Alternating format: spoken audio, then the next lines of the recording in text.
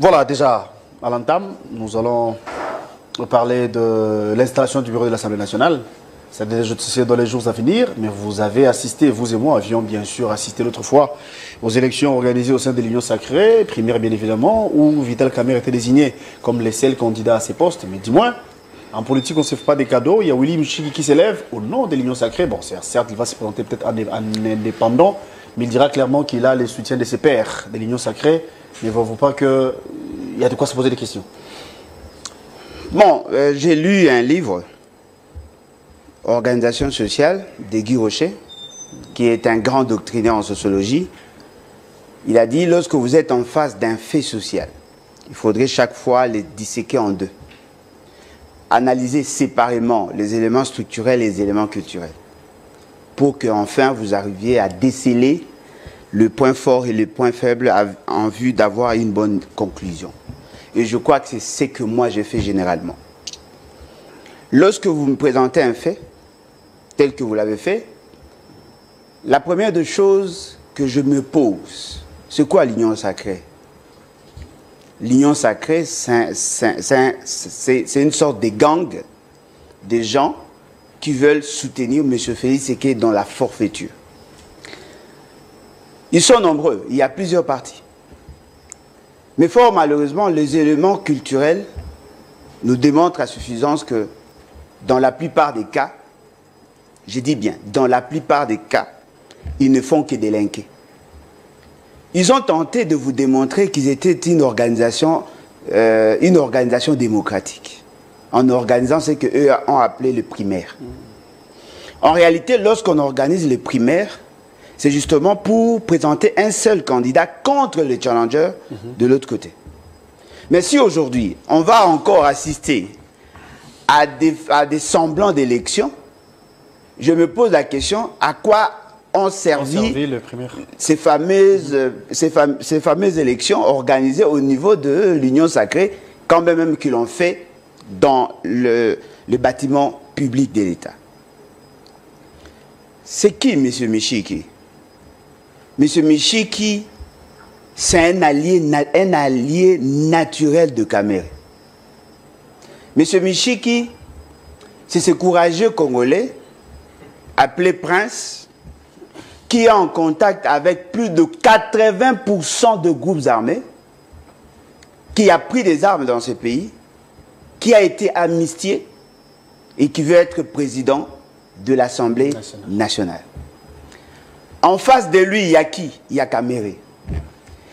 Kamerhe qui a été jugé, condamné, et avec des calculs politiques, des arrangements politiques, il a été acquitté. C'est là la République des antivaleurs que nous condamnons.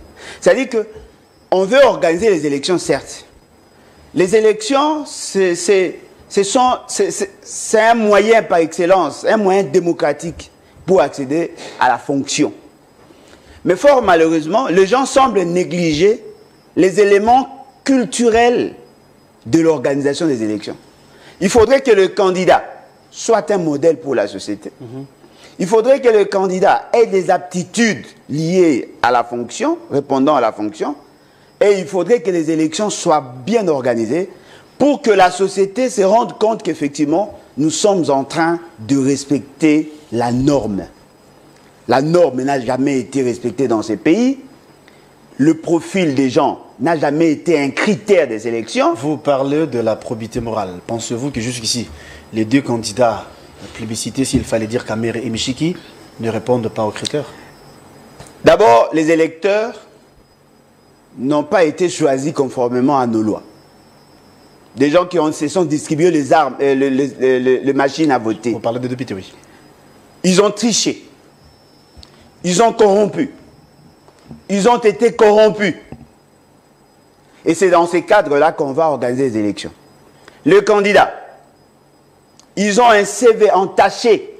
Beaucoup, en tout cas beaucoup de méfaits. Et c'est ça le modèle de la société qu'on veut nous présenter.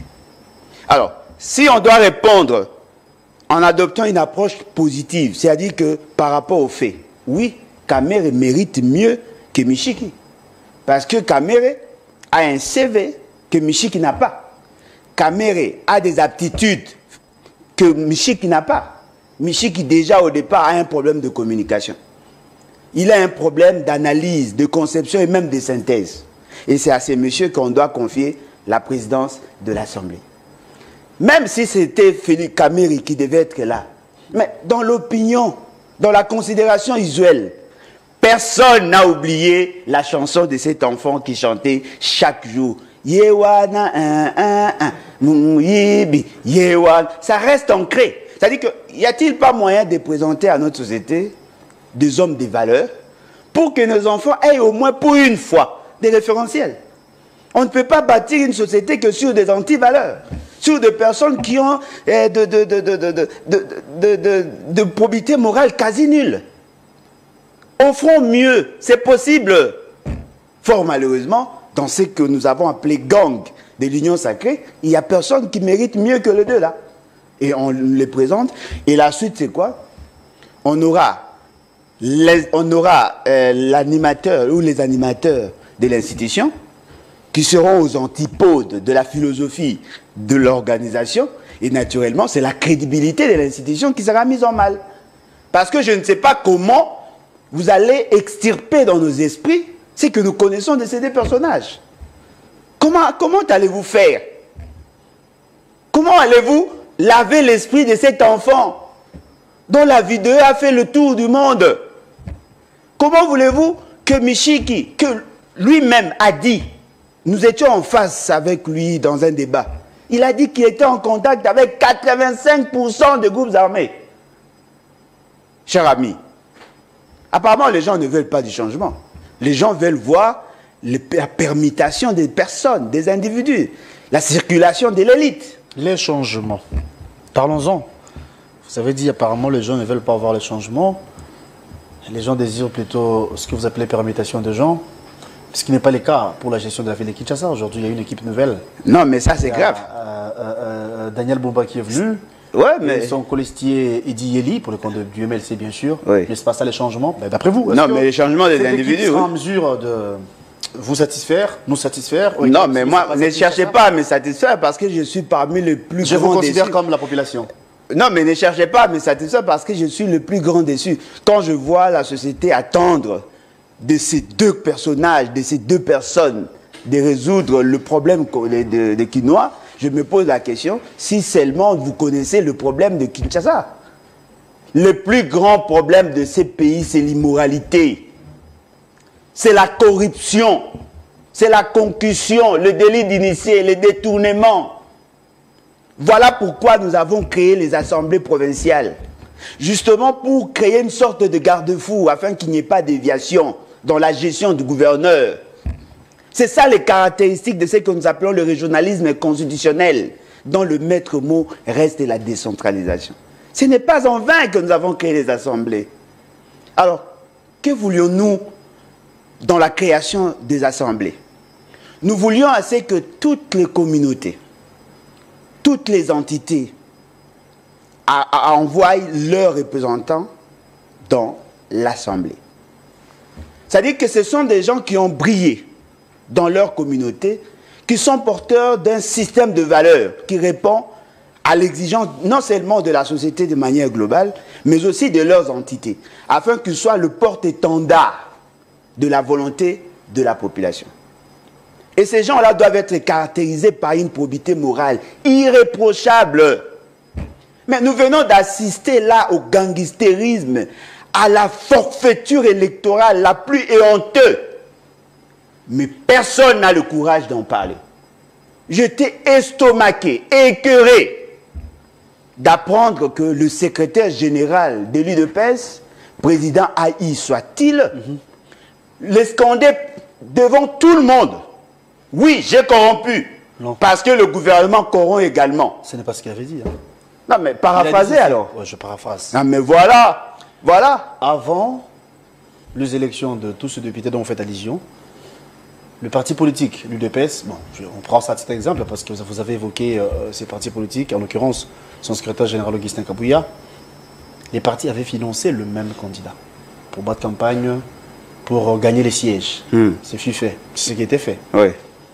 Aujourd'hui, quand il y a eu élection des sénateurs et gouverneurs, pour conserver les pouvoirs le plus longtemps possible, comme désire le parti politique en termes de conservation du pouvoir, bien évidemment, il était évident que le même député puisse choisir ou élire, si pas voter, les députés qui seront les leurs. Face à cette réalité, le même député était tenté d'être corrompu par les autres, l'indépendant soit-il, pour que ces derniers votent pour eux. Mais ils ont prouvé de quoi ils étaient capables en termes de loyauté. Ils ont désigné, ils ont voté les membres de partis, ou encore les tickets des partis. Quoi de plus normal que le même parti puisse revenir cette fois-là pour leur remercier, pour leur motiver davantage. Donc, tout ça là, c'était une motivation. Quoi de plus normal? Non, mais le problème, c'est que, fort malheureusement, nous sommes en train de parler d'un monsieur comme Kabouya. Voyez-vous? C'est-à-dire que moi, je le considère comme... je vous suggérerais de ne pas voir la tête des Kabouya. Non, mais vous ne voulez pas que je... C'est un parti politique. Non, mais attendez, qui a parlé? Y a-t-il eu congrès? Malo. Non, peu importe. Ça, non, mais voilà. Ça, c'est un fait privé. Non, mais il y a des... Non, mais attendez, s'il vous plaît. Mais moi, par rapport à la réalité actuelle... Non, mais par rapport à quelle réalité? Non, mais attendez. Vous parlez de la réalité par rapport à la norme de notre société. Ouais. Ce n'est pas par rapport à la réalité. Parce que quand vous analysez le fait, sans confronter les faits et les référentiels, vous tapez à côté. Cher ami, un candidat est membre du parti. Ouais. Un député provincial est un agent public de l'État. Vous comprenez la nuance? Si vous avez soutenu financièrement un candidat, dès lors qu'il devient député, pendant qu'il était appelé à voter, c'est-à-dire prendre un acte de gestion dans le cadre de ses fonctions, si vous lui donnez ne fût-ce qu'une mesure de cacahuètes, c'est de la corruption. Attendez. Quelles sont les mesures pour rendre son parti politique fort? N'est-ce pas avoir plusieurs représentants? Non, mais voilà pourquoi j'ai dit, si vous ne savez pas confronter le fait au référentiel ou à la norme, vous risquez de taper à côté. Un candidat appartient au parti. Ouais. Un député provincial, c'est un agent public de l'État. C'est ça la nuance. Qui de souche provient d'un parti politique? Non, mais attention. L'acte dont on reproche à M. Kabouya, c'est le fait d'avoir corrompu des agents de l'État afin de voter en faveur d'un candidat de son parti. Ce sont les candidats gouverneurs et M. Kabouya qui ont donné le moyen, l'argent, aux députés qui sont des agents publics de l'État afin de désorienter leur vision, leur choix dans le non-respect de la norme. C'est ça, ce qu'on lui reproche. Parce que les gens confondent. Si vous avez financé votre candidat, en ce moment-là, ils étaient liés au parti.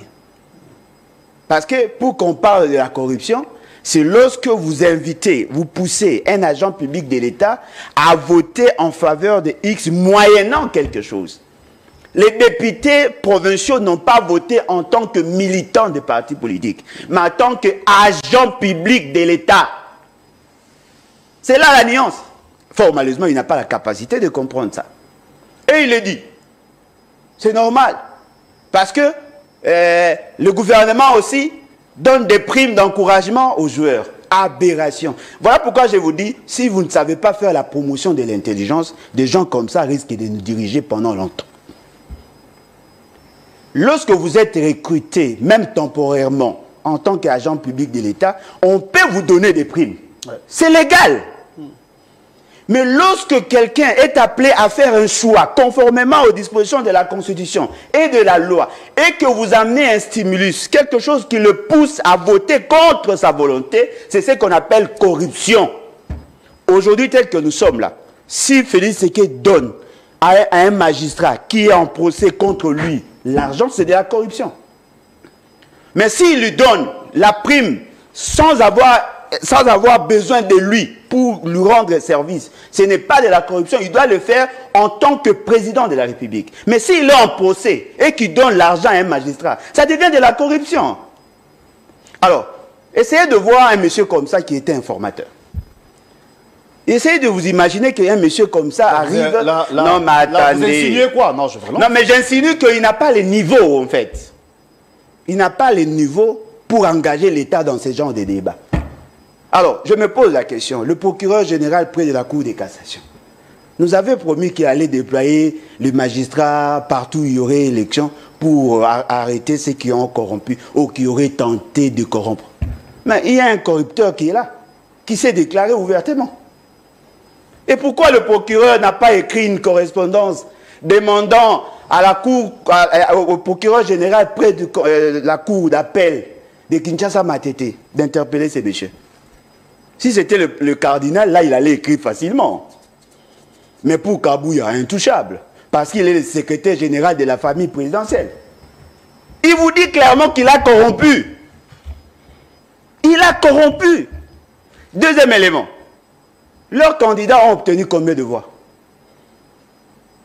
L'UDPS avait combien de voix? Il semblerait qu'ils ont obtenu 37 voix. 37, oui, pour le gouverneur. Oui, pour le gouverneur. Il a donné des jeeps. Il a donné des jeeps pour les militants de l'UDPS. Alors, les autres que l'on voté, ont voté pourquoi? Parce qu'ils ont obtenu plus de voix qu'ils ne méritaient. Parce que si vous faites la sommation de l'UDPS plus MLC... Ils étaient convaincus par rapport au programme du gouvernement. Voilà pourquoi il fallait laisser les députés aussi être convaincus par rapport au programme. Le fait de leur avoir donné l'argent et les jeeps, c'est de la corruption. Parce que vous avez désorienté leur choix moyennant quelque chose.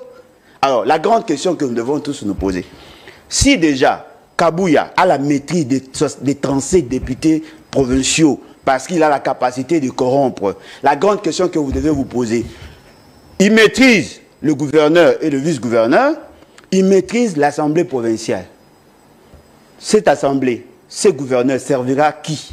Le peuple ou l'UDPS et Kabouya? D'après vous? Non, mais naturellement. Parce qu'il a la maîtrise de tout. Il installe l'immoralité.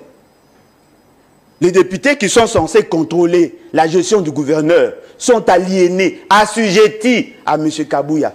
Ils vont obtempérer à ses ordres. Ils ne seront plus au service de la nation.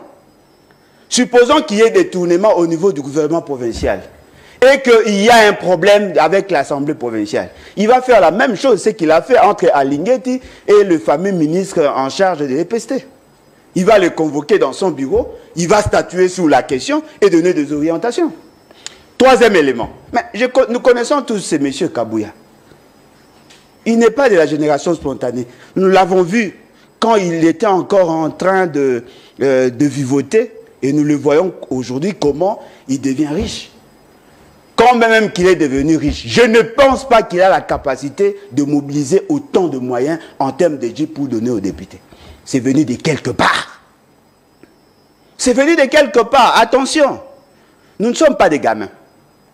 Nous avons vu ces fameux candidats aller faire un tour à Limité. Ils sont passés entre deux jambes. Au siège du parti, vous parlez de l'UDPS? Non, je parle Limité. Oui, là où... Ils sont pas... Mais laissez-moi parler. Non, ils sont passés entre deux jambes. Mais laissez-moi parler. C'est ce que j'ai dit, je ne vous interromps pas. Ils sont passés entre deux jambes. C'est-à-dire qu'il y a des gens qui ont mis le moyen, justement, pour que le député ne voit que les candidats de l'UDPS. Il y a eu corruption. De manière systématique. Il y a eu corruption. Mais le procureur attend quoi? Il attend le mot d'ordre. Parce que dans ces pays, pour être arrêté ou pour être en liberté, ça dépend de saut d'humeur de Tshisekedi, au pluriel. Et donc, vous comprenez que nous sommes là en face de la dépravation de mœurs. Nous sommes là en face d'inversions de valeurs qui sont combattues par la Constitution. Alors, confrontez les faits et les référentiels, vous allez vous rendre compte que Kabouya a délinqué. Bon, ça, ce sont vos analyses, mais le fait est là, du fait que nous avons déjà un gouverneur et son vice. Fort malheureusement, moi je ne peut-on nous attendre? Non, non, ne me poussez pas à attendre des immoraux. Non, vous êtes congolais au-delà de tout. Non, mais être congolais ne veut pas dire que je dois cautionner l'imbécilité. Non, mais attendez. Non. Ne m'amenez pas dans cette logique. Peu importe la forme, vous serez dirigé par l'actuel... Ne m'amenez pas dans cette logique. Je vais totaliser 47 ans cette année. Voyez-vous, je ne suis pas un enfant. Et je crois avoir commencé la politique bien avant, depuis 2002. Je m'y connais un peu en politique. J'ai fait l'économie, je fais le tour du Congo. Je tiens à vous dire, tant que nous n'arriverons pas à combattre les antivaleurs, rien ne se fera dans ces pays. Ne pensez pas que nous sommes plus intelligents que le constituant.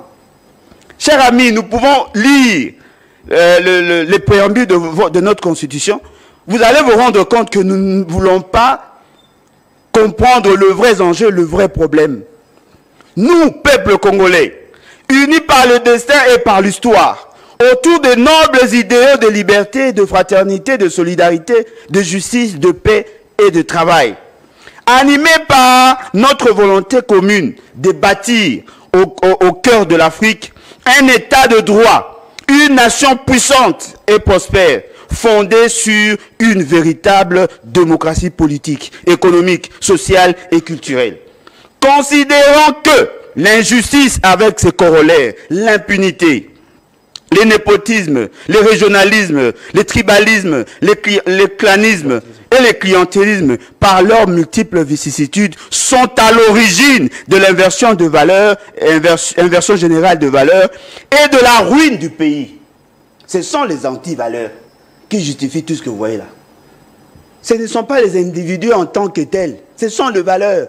S'il y a dépravation de mœurs, s'il y a inversion de valeurs, le pays ne va pas bien fonctionner. Nous sommes là en train de parler de la superstructure. L'État est complexe. Et si nous n'arrivons pas à respecter la norme, il y aura dysfonctionnement. Vous êtes conducteur de voiture.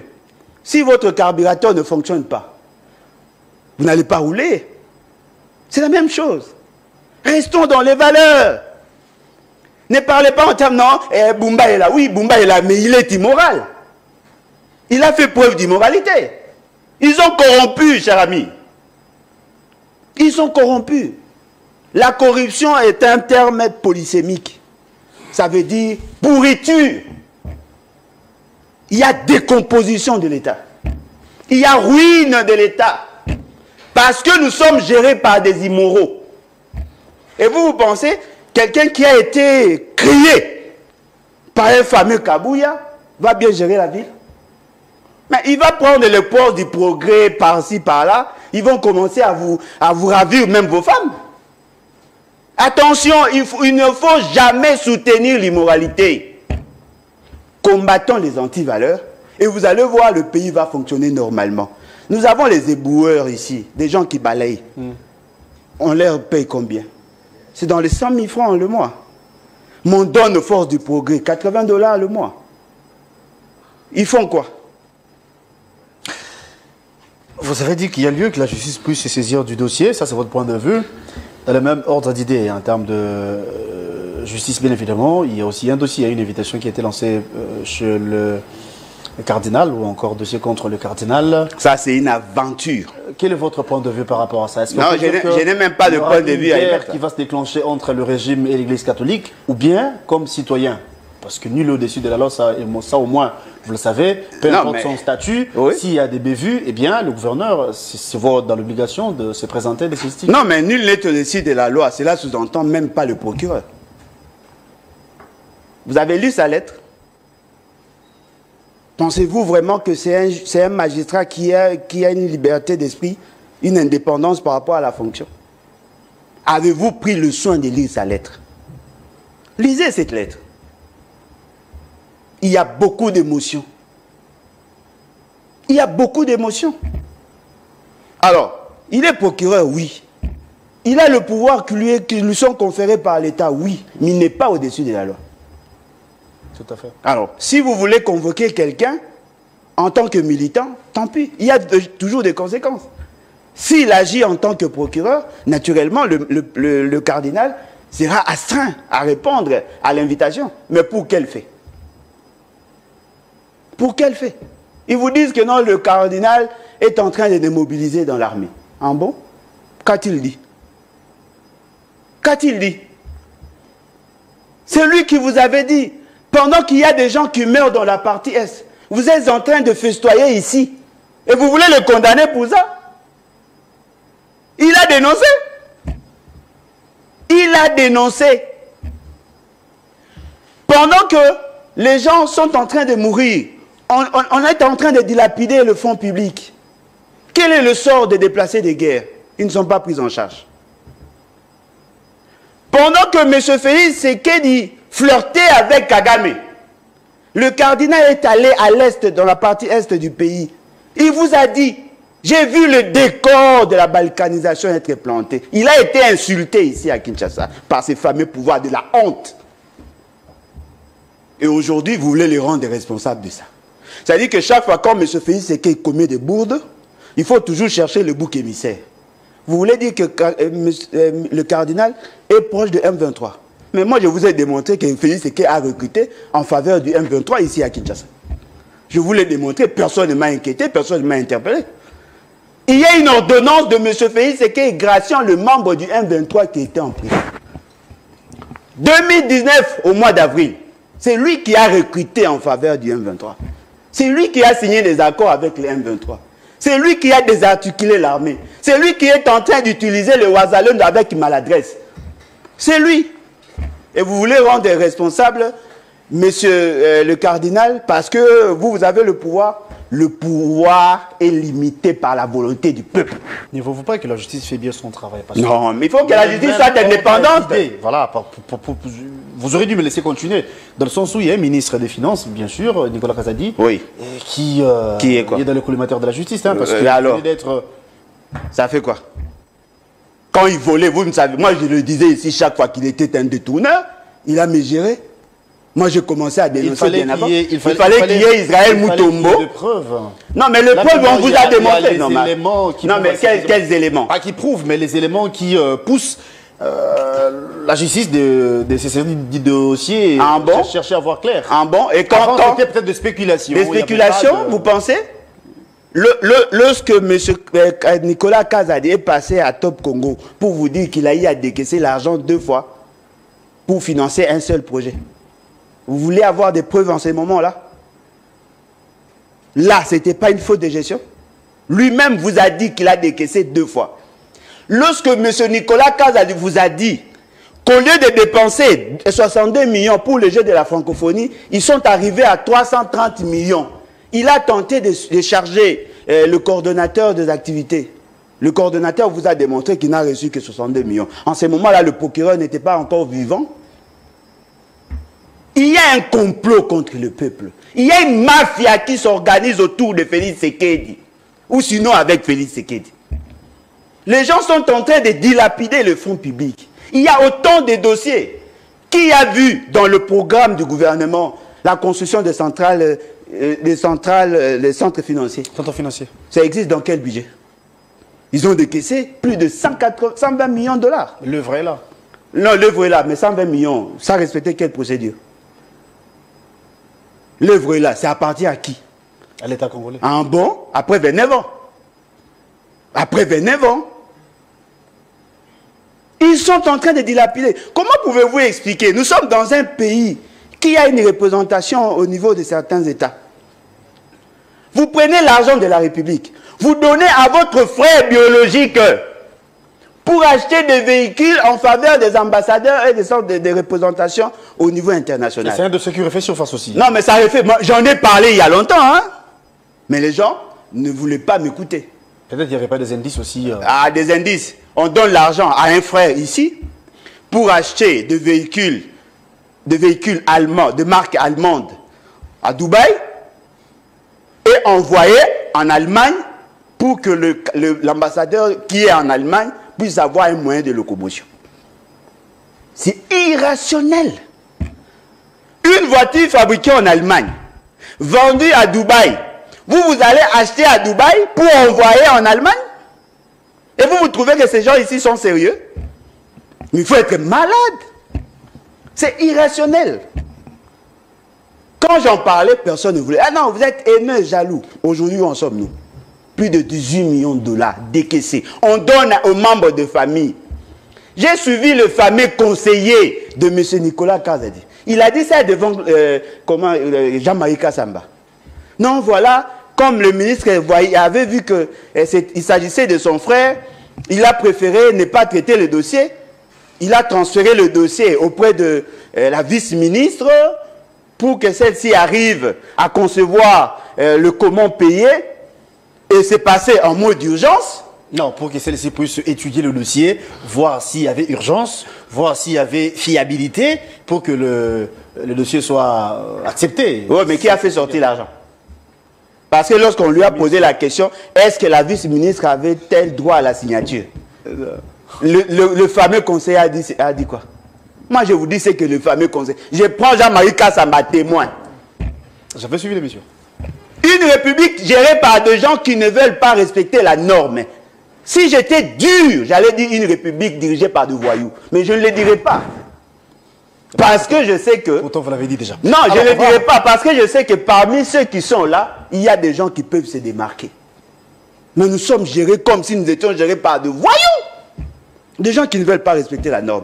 Comment pouvez-vous expliquer? Nous sommes dans une république. Nous avons une représentation. Nos ambassades sont là. Ce sont des agents publics de l'État, qui sont des agents de carrière. Quand même que Félix Tshisekedi a préféré nommer ses beaux-frères, ses belles-sœurs. Mais ce sont des agents publics de l'État. Pour leur donner la possibilité de se choisir des véhicules dans le pays où ils se trouvent. Il y a des promoteurs, il y a des concessionnaires qui sont là. Il suffisait seulement de donner l'argent pour qu'ils achètent des véhicules. C'est passé par qui? Par un frère à Nicolas Kazadi. Fort malheureusement, personne n'a reçu les véhicules. Et là, on parle de 8 millions de dollars, ce n'est pas peu. 18 millions. 18 millions plutôt de dollars. Comment Kagola? Non, 18 millions. C'est-à-dire que leur expérience, c'est que nous retiendrons de cette gouvernance de la honte. Il n'y a que le détournement en termes de millions. Parlons de... S'il vous plaît. Il y a un autre dossier que vous ne parlez pas assez. Peut-être que vous le saurez après. Un dossier de 600 millions de dollars. Vous n'en parlez pas trop, hein? Avec Nozi Mwamba. 600 millions de dollars. Vous n'en parlez pas trop. Attention, il y a un autre dossier de 1,660 millions avec le fameux programme de 145 territoires. Vous n'en parlez pas trop. Mais après, il y aura certainement des preuves. On va commencer à en parler et vous allez oublier ce que moi j'avais dit. Nous sommes gérés par des gangs. Alors, dernière question. Si vous voulez espérer avec ces genres de messieurs, je suis désolé. Je disais que c'est le dernier sujet, ou encore la dernière question, en rapport avec l'insécurité qui s'y fait l'Est. Le chef de l'État était en Europe, en France. Quand vous parlez de chef de l'État, vous faites allusion à qui? Il était Pensez-vous vraiment que dans ces pays, il y a un chef de l'État. Et Macron, il a dit que cette fois-ci, parce que la France a condamné... Qui a dit? Macron ou Félix le Rwanda. Et le chef de l'État a fait foi pour dire que la France peut nous accompagner cette fois-ci, mais pendant ce temps, le M23 gagne du terrain. Et vous le trouvez sérieux? Non. Comment vous analysez ça? Non, mais analysez quoi? Est-ce que vous le trouvez sérieux? Parce que pour qu'on analyse les déclarations de quelqu'un, il faudrait que la personne soit sérieuse. Vous le trouvez sérieux? C'est la première fois qu'il dit ça. Qui a invité Macron ici? C'est pas lui. Qui a envoyé ces voyous-là de tout ça pour commencer à insulter Macron? C'est pas lui. Vous l'avez humilié ici, non? Qu'est-ce qui a changé? Après cette humiliation, je voulais dire après... après quoi? C'est des accords. Hein, oui. Parce des accords sous quel point? Il y avait des accords sous quel... Non, mais aujourd'hui, aujourd'hui, la France nous garantit il n'y avait qu'un seul point de désaccord. Il n'y avait qu'un seul point de désaccord, le fait qu'il y avait un journaliste, un politicien français qui avait dit arrangement à l'africaine. Il n'y avait que ça. Pour tous les restes, vous avez signé avec la France. C'est vous, par contre, qui n'avez pas bien voulu respecter les accords tels que signés. Vous êtes revenu à la table des négociations pour valider ce que vous avez déjà signé au départ. Alors, dites-moi, qu'est-ce qui a changé? Qu'est-ce qui a changé? Pourquoi avez-vous changé de posture? Moi, je pensais que la France était derrière le Rwanda. Vous avez tenté de brûler la maison de Fali, du fait d'avoir pris une photo avec Macron. Et aujourd'hui, vous voulez que j'applaudisse quelqu'un qui a pris une photo avec Macron, avec des joueurs, qui est passé à la télé faire des déclarations, alors qu'en réalité, il y a une carence, il y a un déficit de confiance. Qui peut prendre les risques de faire confiance à un monsieur comme Félix Tshisekedi? Nous sommes sous-représentés. Nous n'avons pas des gens de qualité à même de négocier en faveur de l'État. On va chuter déjà, monsieur. Il y a déficit. Le pays devait être représenté par quelqu'un qui a la carrure, qui connaît ce qu'il doit faire. Nous sommes en train de négocier en position de faiblesse. Le pays s'est trouvé dans un trou profond, ça vous le savez. Aujourd'hui, on essaye, nous Congolais, par l'entremise de ce régime, de remonter. Hein, dans quel secteur, s'il vous plaît? Dans quel secteur? Remonter, à part les détournements, qu'est-ce qu'on peut se souvenir de Félix? Paris ne s'est pas fait en un jour. Hein. Non, mais oui. Paris peut c'est procédural. Paris peut se défaire en une journée. On peut détruire Gaza en une journée. Là, ça, c'est la loi de la nature. Mais oui, mais c'est ce que nous constatons. Peu à peu, on essaye un peu. Aujourd'hui, nous avons de belles relations sur le plan diplomatique avec quel pays? Nations. Autrefois, ce n'était pas le cas. Comment vous l'avez su? Comment vous l'avez su? On a gagné quoi dans cette fameuse diplomatie agissante? Dites-moi, vous avez vu un investisseur sérieux venir ici? Avez-vous vu une entreprise installée grâce à la diplomatie agissante? On fabrique le bus ici au Congo. Ça c'est la fabrication, ça? Ou encore, si vous voulez... Non, mais il y a des montages de motos ici. Si vous voulez dire même des montages, on monte ici. Non, mais il y a des montages de motos. Avant qu'il ne soit président, on montait des motos ici. Mais vous peignez tout en noir, c'est ça les... Non, mais c'est en noir, c'est en noir. Les agents publics ne sont pas encore payés. Nous ne sommes pas en mesure de recouvrer les 2 345 410 km². Aujourd'hui, on a révisité les salaires des fonctionnaires, je veux dire, des enseignants. En bon? Ben oui, c'est réellement, bien évidemment. Non, mais sur base de quel... Non, quel budget? Quel budget? De combien? Parce qu'il y a déjà une zone salariale. Tous les enseignants ne sont pas payés de la même manière. Et tous les enseignants n'ont pas le même montant. Vous parlez de quel barème? Monsieur Alain, merci beaucoup. Merci d'être venu.